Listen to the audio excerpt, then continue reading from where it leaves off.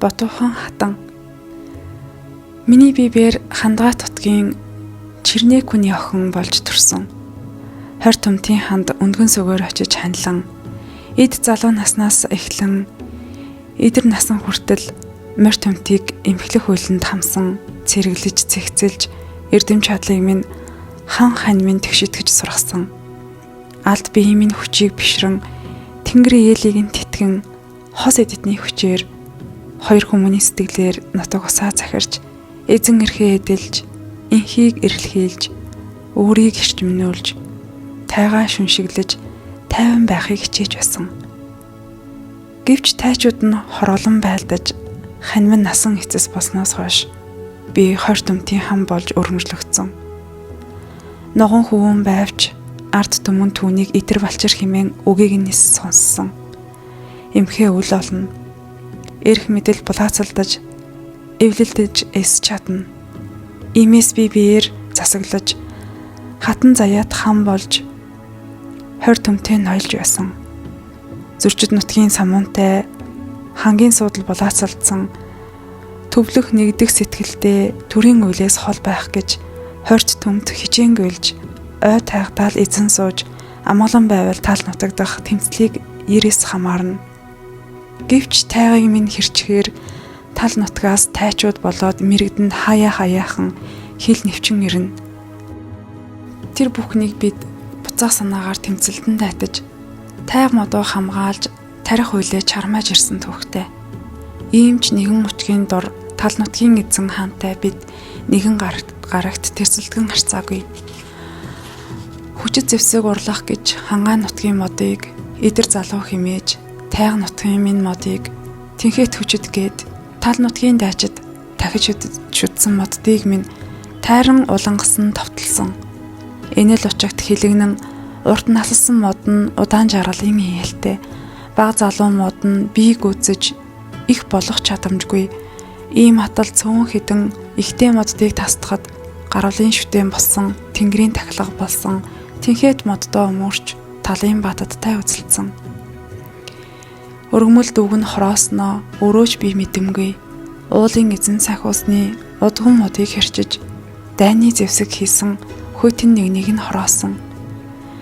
Гэвчгэн төрж нүүртээ нэгэн эрдэнэртнийг хороосноо түмний хилцлэр нь ухаж, ямагтаач аюул ирж буйг ухаглаж тосож хоргоолж, учиг хилээд ухалдвал эвлэлтэн тохиролцсон юу? Учиг хилээд ис ухвал хорголон зайлуул юу гэж хорго бэхэлж оторлож байсан бид. Ингэтэл гэрээ хийх гэж хорч ноён ирсэн. Шүтэн модыг минь цавчсан тул шуншиггүй нэгнийг хороосон. Улбаатай хороосон тул тэнгэрийн гисгээл гэж тостгой. Тэнхлүүн биеийг минь нэхвээс энэ биеийг минь автгой. Арныг минь ахууг минь үлдээж харил. Эзэн Чингистэй хэл гэж явуулсан. Манай утга угсаа болвоос ой модоо шуншиглаж, орд гэрээ түгээгээрээ барьж, энхэн хишгээрээ бахан нутагта эзэн сууж түмнээ оршсон. Бяцхан модыг бид үршгээ хайрлана. Их модыг бид эцэг эгшгээ ивэн. Энхэн учгийг ухахгүй бол бид мөнхийн тэмцэгч байна. Энхэн утгыг минь ухвал бүү заяагаа нэгтгэж, бэлэгт нэгэн байж, түлээх чинь тоотой байлгаж болох юм хэмээсэн. Хорч ноён давруу зангаар 30 гэргийг татна гэж үзэсгэлэнгоо огтоос минь өөртлөн гэж шунаж, өөхөн биеэ өргөмжилж, охид биднийг зүдрээсэнд хорч ноёны хорыг хурааж, эрийн чансааг шалгаж, хэлсэндээ хүрвэл аваарай хэмээн им чонын үүр рүү шидсэн. Манай отогт нохой баг чон гашуулан сургаж, хүрээгээ мануулдаг ясан байна. Тиймээс хідэн гिचий чоноороо сүр бадруулсан төдийхэн. Иймхэнд сүрлэхэж, айж, ичиж, араасаа 10 жанжимж авчруулан эзэн хаана хормоодан ихэрхүү зангаа үзэлсэн. Хорглон байлдаад цөөний хүчээр нижгээд тулавч, арга мухардаж бид ялагдаж, ялаар нь бууж өгсөн. Эзэн хаан Чингис намайг залж, энэ биеэр бараалах хэмээн зарлиг хургуулв.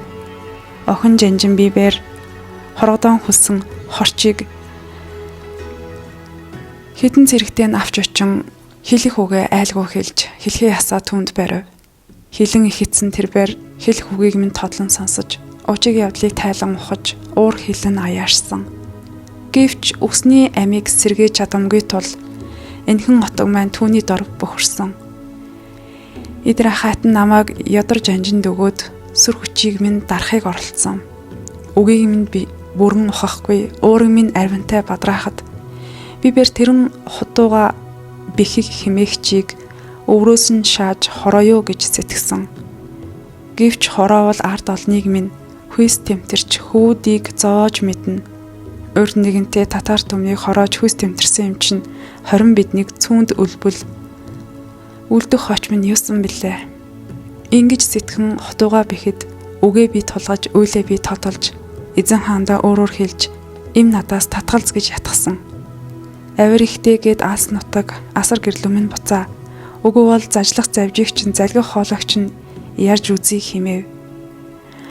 Нэг гаргийн дараа эзэн Чингис хаан им намайг дуудаж арангч нь талхалж, ардыг чинь тарааж, жанжид бүхэнд өгнө гэхэд бүртээ хатан эзэн хааныг хилэнгээ аядаж надад сойрох юм элэ. Эзэн хаан хатанд толгой тохиход бүртээ хатан ийн асуурав. Сойрхож учирвал танай нутагт эртний домог судрууд хэдий байна хэмэв. Би бээр төр улс тогтнож хүмүүн ард амьдрах хүрн нүжөө хасгалцаж хөрсдөд үлдэхээр хэлэлцэж байхад хөрс судар юун учир гэж дотор ардс хийж байв. Гэвч хааны сүрээс нь ирээдүйн очгаас нь эвийг олохыг хичээн. Эрт цагаас бидэнд өвөг эмэгдийн гэрээс үлгэр домгийн хуучтал эртний бүү заншлаар эмэгдээ игэмдээ тээж ирсэн амар бол болох үлгэр домог ариун байвч бичгээр үлдэх тохиол нь нэн ховортой. Зарим мөрхөт нь бичгээр өвлөгдсөн нэн ховор эмнэх ухааны судар бэ. Та үүгээр хэрхнэв гэвэл бүртээ хатан өгүүлрэн. Би бээр өвөг эцгийн өв сургаалыг бэлэгтээ дээдэлж хураан чуулуулж бэхлэх улсынхаа тулгуур болгож бих нийлүүлэн суудаг нэгэн. Энэ үлэн дэмнвэс танай утгийг ивэлдээ авчуулна. Таалал байвал бүрэн хүчээ өргөж Тэнгэрийн нэрийг, Тэнгэрийн иелийг сойрхож, газрын ияыг сахиж, өвдөг сөхөрч толгой удаалгаж, өсөлхөө сэтгэлээ дарвал өчөөхөнч хохирол үгүйгээр төрийн өмнө би бээр төвгийг дааж сууя хэмээнэв.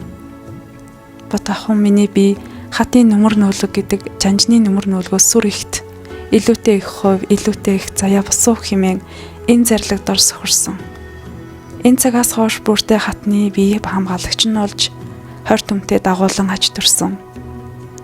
Бүртээ хатан намайг 20 төмтийн улбаат их судрууд, удгууд, зайрууд өвгдийг цуглуулан авчирч их сан үүсгэж судруудыг нэгтгэвэ хэмэв.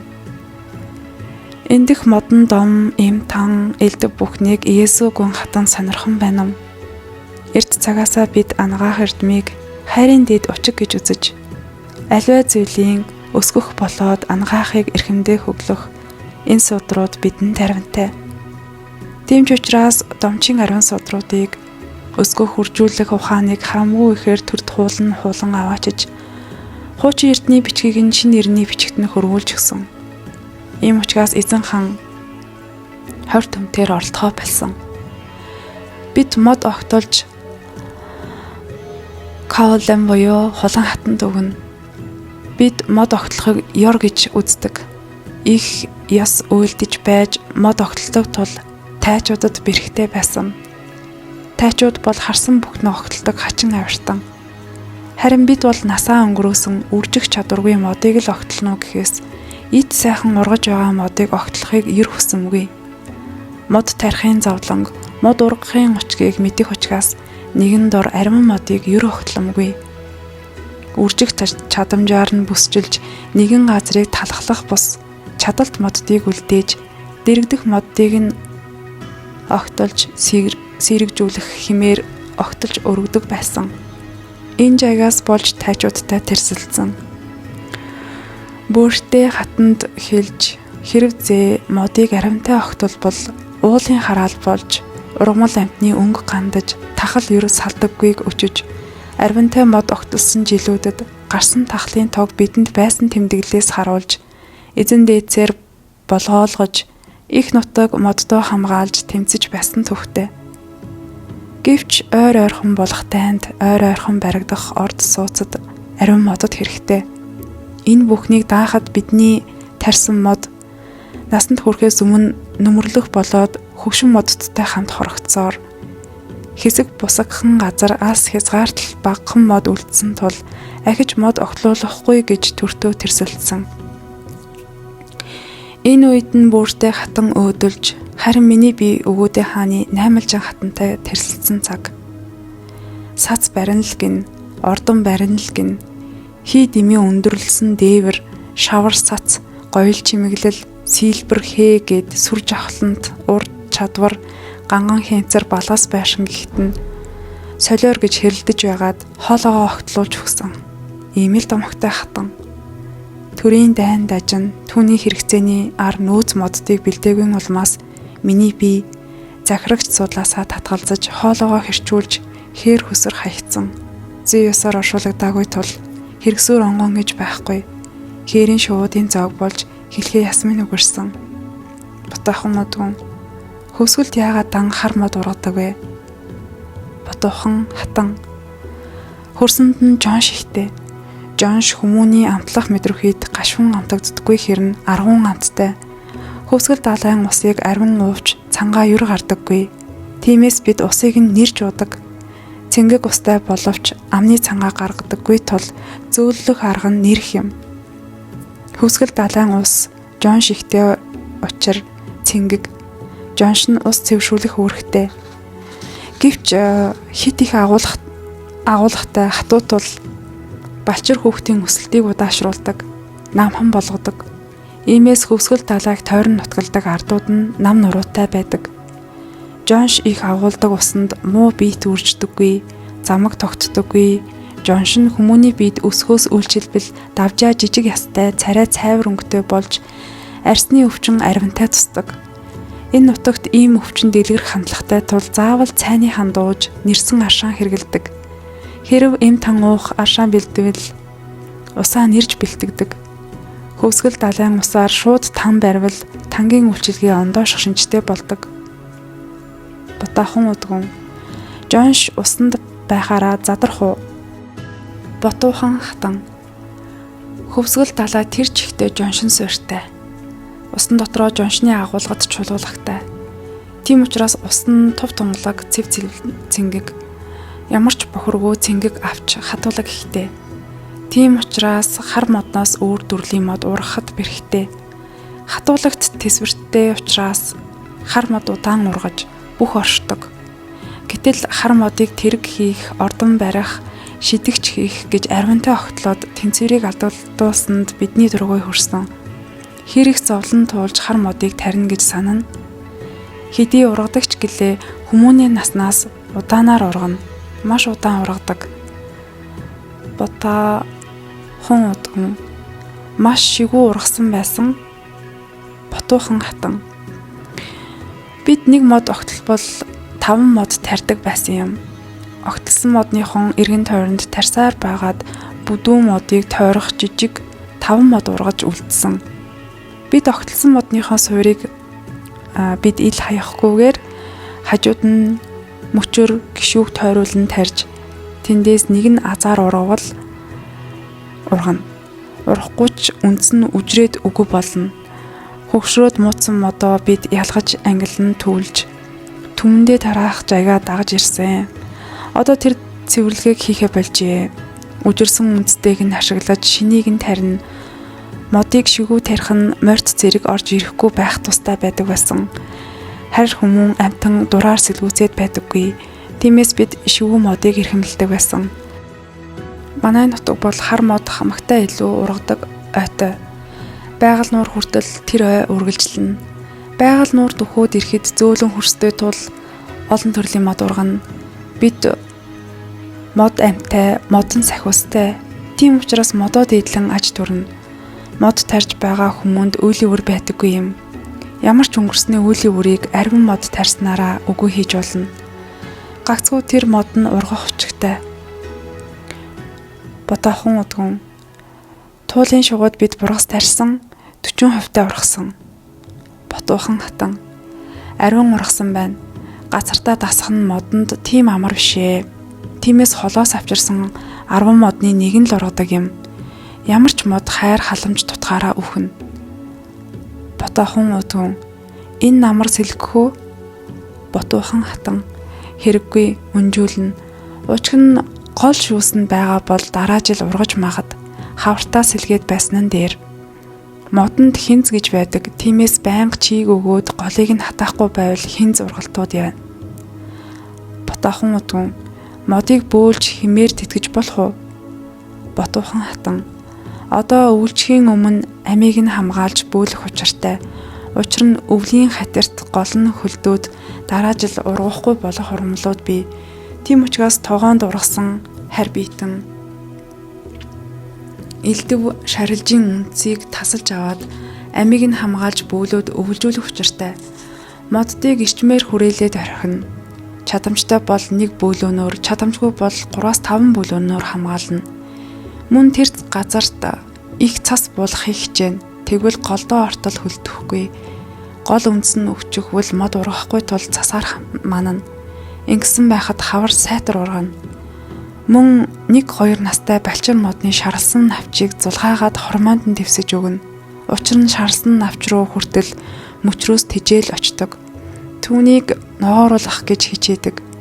Түүнийг навчаар нь зовоож байснаас навчийг нь түүгээд намрын бэлтгэлийг нь зэхээд өгснөн дээр мөнтэй өвтөж хорхойтож байгааг нь ажих хэрэгтэй. Хөлтгөөс нь өмнө модонд тан барьсан нь дээрдээ.